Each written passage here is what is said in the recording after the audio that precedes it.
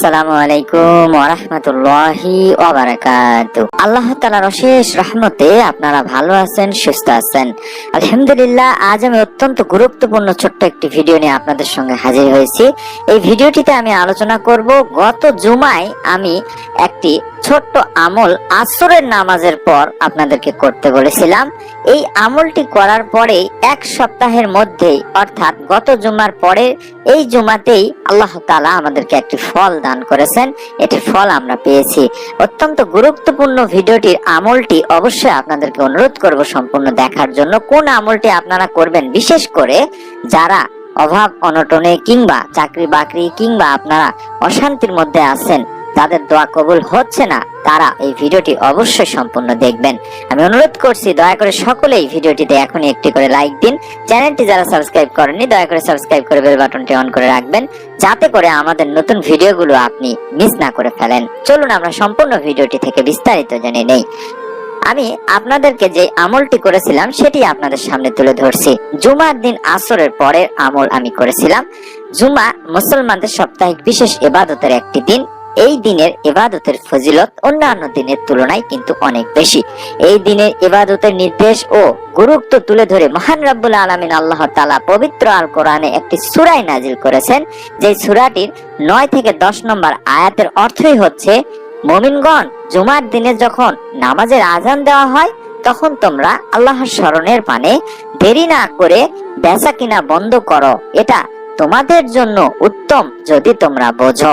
অতঃপর যখন নামাজ সমাপ্ত হবে তখন তোমরা পৃথিবীতে আবার ছড়িয়ে পড়ো এবং আল্লাহ তাআলার অনুগ্রহ তালাশ করো এবং আল্লাহ তাআলাকে অধিক পরিমাণে স্মরণ করো, তবেই তোমরা সফল কাম হবে। সূরা জুমা আয়াত 9 থেকে 10 এ বলা হয়েছে। অর্থাৎ জুমার দিনের বিশেষ কিছু আমলের মধ্যে আপনাদেরকে এই একটি আমল করতে হবে, সেটি হলো আসর থেকে মাগরিবের মধ্যে আমল করতে হবে। এই সময় আপনাদেরকে অবশ্যই বিশ্বনবী সাল্লাল্লাহু আলাইহি সাল্লামের ছোট্ট কিছু দরুদ পড়তে হবে। অপরটি হলো আসর থেকে মাগরিবের মধ্যবর্তী সময়ে অবশ্যই ইবাদত বন্দেগীতে আপনাকে নিয়োজিত থাকতে হবে এবং একটি দোয়া পাঠ করতে হবে। জাবের ইবনে আব্দুল্লাহ রাদিয়াল্লাহু তাআলা আনহু থেকে বর্ণনা করা হাদিসে আল্লাহ রাসূল সাল্লাল্লাহু আলাইহি সাল্লাম বলেছেন, জুমার দিনে এমন একটা সময় রয়েছে যাতে আল্লাহর বান্দা আল্লাহর কাছে যা চায় আল্লাহ তাআলা তাই দেন। অতএব তোমরা আসরের শেষ সময়ে তা তালাশ করো। এটি আবু দাউদ এবং নাসাই শরীফের একটি হাদিস। অবশ্যই অবশ্যই আল্লাহ তাআলা এই সময় দোয়া কবুল করবেন। সুবহানাল্লাহ, সুবহানাল্লাহ, সুবহানাল্লাহ। আবু হুরায়রা রাদিয়াল্লাহু তাআলা আনহু থেকে বর্ণনা করা আল্লাহ রাসূল সাল্লাল্লাহু আলাইহি সাল্লাম বলেছেন, জুমার দিনে এমন একটি সময় আছে, সেই সময়টায় যদি কোনো মুসলিম নামাজ আদায়রত অবস্থায় থাকে এবং আল্লাহ তাআলার কাছে কিছু চায়, তবে অবশ্যই আল্লাহ তাআলা তাকে তার চাহিদা বা দোয়া কবুল করবেন। এবং এরপর রাসূল সাল্লাল্লাহু আলাইহি সাল্লাম তার হাত দিয়ে ইশারা করে সময়টি সংক্ষিপ্ত তারা ইঙ্গিত দেন। বুখারী শরীফে বলা হয়েছে। এছাড়াও আব্দুল্লাহ ইবনে সালাম রাদিয়াল্লাহু তাআলা আনহু বর্ণনা করেছেন, শুক্রবার বা জুমার দিন আসরের পর থেকে সূর্যাস্ত পর্যন্ত দোয়া কবুল করা হয়। এটি বিখ্যাত সিরাত গ্রন্থ জাদুল মাওয়াদেও বর্ণিত আছে, জুমার দিন আসরের নামাজ আদায়ের পর দোয়া কবুল হয়। সুবহানাল্লাহ, সুবহানাল্লাহ। এছাড়াও তিরমিজিতেও একই কথা বলা হয়েছে। ইমাম আহমদ রাহমাতুল্লাহ আলাইহি একই কথাই বলেছেন। আসরের শেষ সময় বলতে কোন সময়টি? অর্থাৎ আসরের শেষ সময় বলতে সূর্য ডোবার আগ মুহূর্তের সময়টি। জাবের ইবনে আব্দুল্লাহ রাদিয়াল্লাহু তাআলা আনহু থেকে বর্ণিত আল্লাহ রাসূল সাল্লাল্লাহু আলাইহি সাল্লাম বলেছেন, জুমার দিনের 12 ঘন্টার মধ্যে এমন একটি মুহূর্ত বা সময় রয়েছে, যদি কোনো মুসলিম এই সময় বা এই মুহূর্তে আল্লাহ তাআলার কাছে কিছু প্রার্থনা করে, তাহলে মহান আল্লাহ তাআলা ও সর্বশক্তিমান আল্লাহ তাআলা তাকে তা দান করেন। এই মুহূর্তটি তোমরা আসরের শেষ সময় অনুসন্ধান করো। আবু দাউদ হাদিস নম্বর 1048। এছাড়াও আমি আপনাদের কাছে যে আমলটির কথা বলবো সেটি আমি আপনাদের সামনে তুলে ধরছি। জুমার দিন দোয়া কবুল হয়, এটি আমরা কম বেশি সকলেই জানি।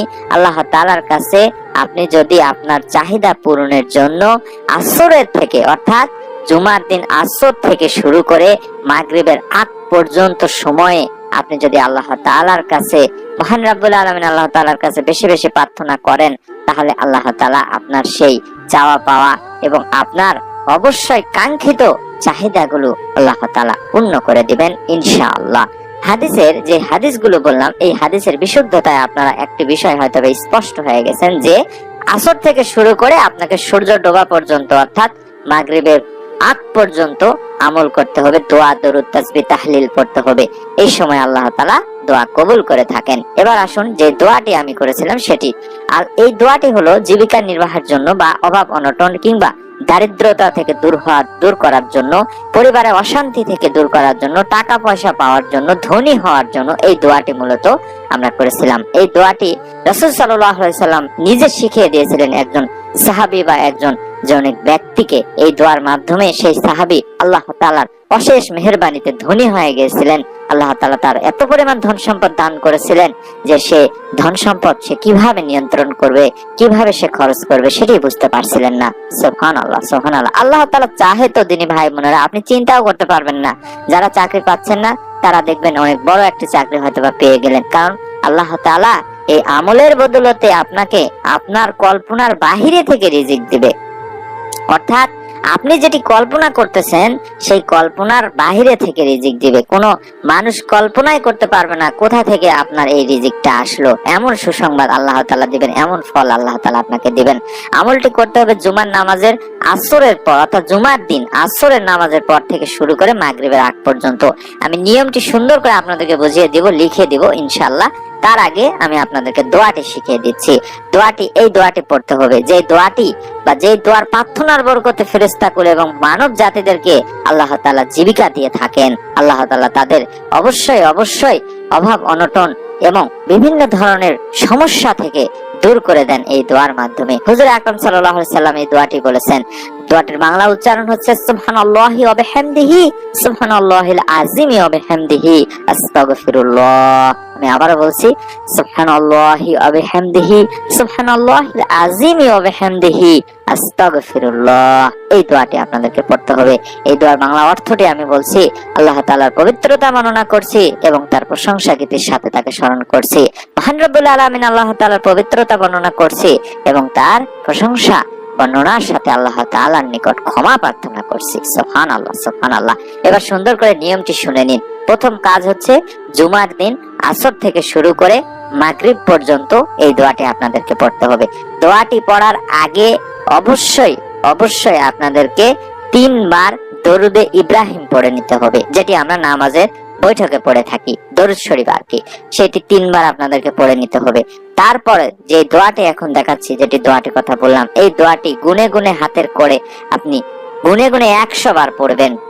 তারপরে আবারও আপনাকে 3 বার দরুদে ইব্রাহিম পড়তে হবে। সবশেষে আপনাদেরকে তওবা ইস্তেগফার করতে হবে, অর্থাৎ আস্তাগফিরুল্লাহ আস্তাগফিরুল্লাহ 100 বার পড়তে হবে। তারপর 2 হাত তুলে আল্লাহ তাআলার কাছে আপনার সমস্যার কথাগুলো বলবেন।